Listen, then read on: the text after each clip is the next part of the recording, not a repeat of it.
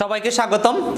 আমরা এখন পড়ব হচ্ছে প্রিপজিশনাল ফ্রেজ এবং এই ফ্রেজগুলো কিভাবে চিনবেন। তার মানে এক কথায় প্রিপজিশনাল ফ্রেজের আদ্যপান্ত কিছু শর্ট কৌশল বা টেকনিকও দেখব আমরা। তো প্রিপজিশনাল ফ্রেজ কোথায় ব্যবহার হয়, এটা কেমন অর্থ দেয়, এই জাতীয় বিষয়গুলো নিয়ে আলোচনা স্টার্ট।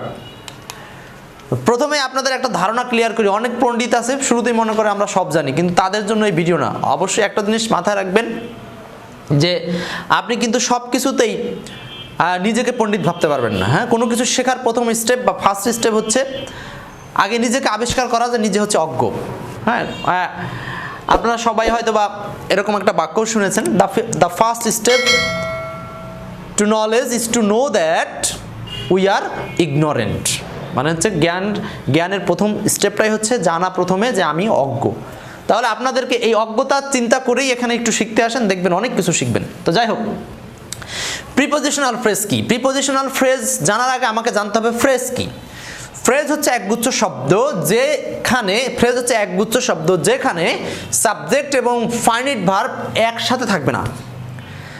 তাহলে এমন একগুচ্ছ শব্দ যেই একগুচ্ছ শব্দ বাক্যে প্রিপজিশনের ন্যায় কাজ করবে তার নাম প্রিপজিশনাল ফ্রেজ।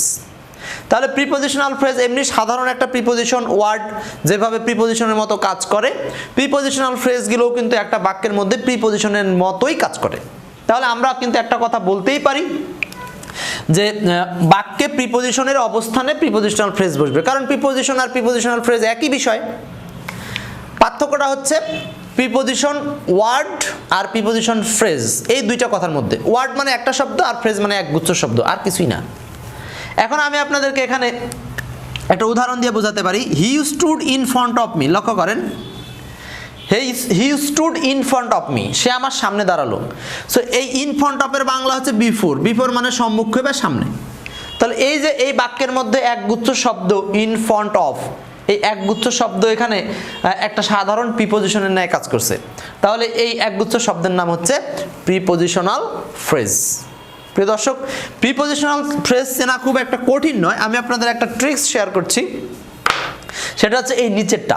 মানে প্রিপজিশনাল ফ্রেজ চিনবেন কিভাবে? প্রিপজিশনাল ফ্রেজের শুরু এবং শেষ শব্দটি সাধারণত প্রিপজিশন হয়। মানে এই যে দেখেন, এখানে ইন ফ্রন্ট অফের প্রথমটা ইন, পরেরটা অফ, দুইটাই প্রিপজিশন। তার মানে পুরোটা প্রিপজিশনাল ফ্রেজ। সো এই প্রিপজিশনাল ফ্রেজের প্রথম শব্দ প্রিপজিশন, শেষের শব্দ প্রিপজিশন। তবে এটা কিন্তু সাধারণত বলছি, মানে আজীবন ফিক্সড না, জাস্ট 90% বা 95% ক্ষেত্রে এটা সত্য।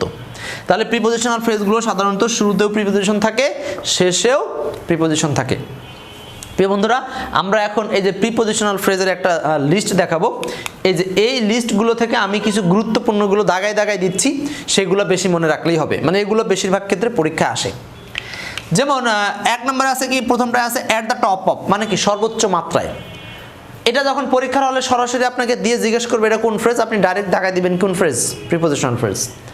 তারপরে এখান থেকে পড়বেন in Liu of. In Liu of মানে কি পরিবর্তে। দেখেন এটা প্রথমেও প্রিপজিশন, শেষেও প্রিপজিশন, সো এটাও একটা প্রিপজিশনাল ফ্রেজ হিসাবে কাজ করবে। তারপরে উইং টু পড়বেন। উইং টু মানে কারণে বা জন্যে।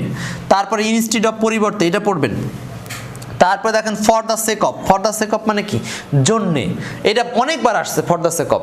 তো দেখেন ফর দ্য সেক অফ শুরুতেও প্রিপজিশন, শেষেও প্রিপজিশন, এটা বাংলা কি ফর বা জন্যে। সো এই পরীক্ষার হলে যদি একটা বাক্যের মধ্যে এটা দিয়ে আন্ডারলাইন করে দিবে, তখন আপনি সরাসরি এটাকে নাম দিয়ে দিবেন কি প্রিপজিশনাল ফ্রেজ। মানে এই ফ্রেজগুলো একটা বাক্য দিয়ে বাক্যের মাঝখানে বা বাক্যের কোনো একটা প্লেসে আন্ডারলাইন করে দিবে। সো এই ফ্রেজগুলোর নাম হয়ে যাবে প্রিপজিশনাল ফ্রেজ, কারণ এগুলো বাক্যের সাধারণ প্রিপজিশনের মতোই কাজ করবে। এরপর আরেকটা লিস্ট দেখাচ্ছি, এখান থেকে পড়বেন হচ্ছে এইটা পড়বেন ইন কজ অফ, মানে কিছু ঘটলে বা কারণে। তারপরে পড়বেন হচ্ছে ইন সার্চ অফ, মানে অনুসন্ধানে। হ্যাঁ, এগুলো বেশি গুরুত্বপূর্ণ। তারপরে ইন ভিউ অফ, বিবেচনায়। হ্যাঁ, এই যে দেখেন এগুলো সবগুলো কিন্তু শুরুতেও প্রিপজিশন, শেষেও প্রিপজিশন। সো এইভাবে কিন্তু প্রিপজিশনাল ফ্রেজের প্রচুর উদাহরণ আছে, কিন্তু আমাদের সবগুলো এখনো পরীক্ষার হলে ওইভাবে আসেনি। জাস্ট আপনাকে একটু বেসিক আইডিয়াটা যদি আপনি বিল্ড আপ করতে পারেন তাহলেই মনে রাখা সম্ভব। Last list on account of, এটা তো অনেকবার আসছে, মানে জন্যে। দেখেন অন অ্যাকাউন্ট অফ, জন্যে, এখানে প্রথমে অন আছে, শেষে অফ আছে, মানে প্রিপজিশন দিয়ে শুরু, প্রিপজিশন দিয়ে শেষ। সুন্দর একটা ট্রিক্স। এরপর দেখেন in the teeth of. In the teeth of মানে কি বাধা সত্ত্বেও, শুরুতে প্রিপজিশন, শেষে প্রিপজিশন, বাধা সত্ত্বেও। এরপর দেখেন ইন দ্য নিক অফ টাইম, এটাও পড়বেন আপনারা বেশি করে। তারপরে এখান থেকে পড়বেন এই তিনটা একটু বেশি পড়বেন। উইথ এ ভিউ টু, আরেকটা হচ্ছে with an eye to. With a view to, আরেকটা হলো with an eye to. With a view to বা with an eye to. With a view to মানে উদ্দেশ্যে, উইথ অ্যান আই টু মানে উদ্দেশ্যে, আরেকটা আছে ইন অর্ডার টু মানে উদ্দেশ্যে। তাহলে উদ্দেশ্য অর্থে প্রিপোজিশনাল ফ্রেজ, এই তিনটা প্রিপোজিশনাল ফ্রেজ মুখস্থ করে রাখেন। পরীক্ষার হলে দেখা মাত্র আপনি চোখ বুজে তাকাবেন, এটা প্রিপোজিশনাল ফ্রেজ। যারা বিসিএস পরীক্ষার্থী বা অন্যান্য পরীক্ষার্থী আছেন, হলে গিয়ে কনফিউজ হওয়ার কোনো কারণ নেই।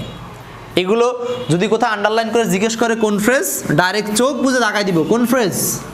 Prepositional phrase. প্রিয় বন্ধুরা, আপনাদের সাথে প্রিপোজিশনাল ফ্রেজের এই তিনটা লিস্ট শেয়ার করলাম।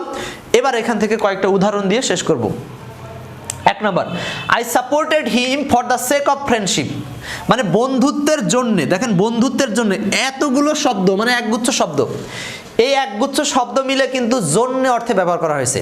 ফর দ্য সেক অফ মানে হচ্ছে জন্য, ফর দ্য সেক অফ মানে জন্য, সেক বানানটা ঠিক রাখেন।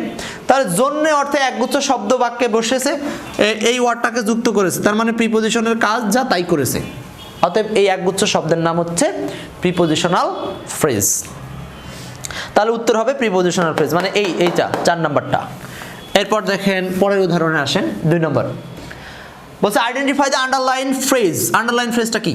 হি was absent on account of. দেখেন এইটাকে আন্ডারলাইন করে দিয়েছে, on account of. On account of মানে জন্যে, এটার বাংলা কি? যে তার অসুস্থতার জন্যে সে অনুপস্থিত ছিল। তাহলে জন্যে অর্থে আমরা এই অন অ্যাকাউন্ট অফ একগুচ্ছ শব্দ ইউজ করছি, যেটা প্রিপোজিশনের ন্যায় কাজ করেছে। অতএব এটার নাম হলো প্রিপোজিশনাল ফ্রেজ। এটা তো অবশ্যই বুঝবেন একই কথা, ইন ফ্রন্ট অফ। দেখেন he stood in front of, সে আমার সামনে দাঁড়িয়েছিল, এটাও একটা প্রিপোজিশনাল ফ্রেজ। প্রিয় বন্ধুরা, প্রিপোজিশনাল ফ্রেজ আইডেন্টিফাই করা কিন্তু খুব একটা কঠিন বিষয় না, আপনি এটাকে সহজে আইডেন্টিফাই করতে পারবেন যদি স্বাভাবিকভাবে বেসিকটা আপনি কাজে লাগাতে পারেন।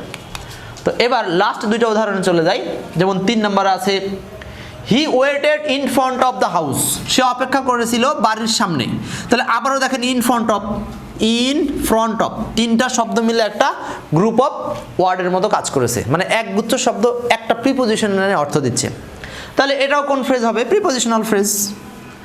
এরপরে 4 নম্বর, the college stands by the side of the river, মানে নদীর পাশে।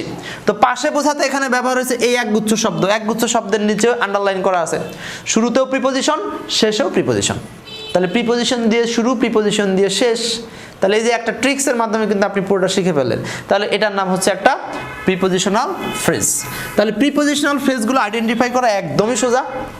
সেটা হলো শুরুতেও প্রিপোজিশন, শেষেও প্রিপোজিশন, এবং এগুলো বাক্যের প্রিপোজিশনের অবস্থানে বসবে, প্রিপোজিশনের ন্যায় অর্থ দিবে।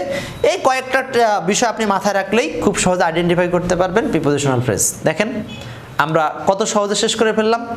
আসলে ঠিক যেন এরকম যে এলাম, দেখলাম, জয় করলাম। প্রিয় বন্ধুরা, আপনাদের জন্য আজকে আমার একটা প্রশ্ন থাকলো, এই যে এলাম, দেখলাম, জয় করলাম, এই কথাটা কে বলেছে? এটা যারা বিসিএস বা অন্যান্য পরীক্ষার্থী, এটা কিন্তু হুবহু প্রশ্নে আসবে, এটা কে বলেছে। সো যাই হোক, এই উত্তরটা কমেন্টসে জানাবেন। এই আশা ব্যক্ত রেখে এখানেই শেষ করছি। আল্লাহ হাফেজ।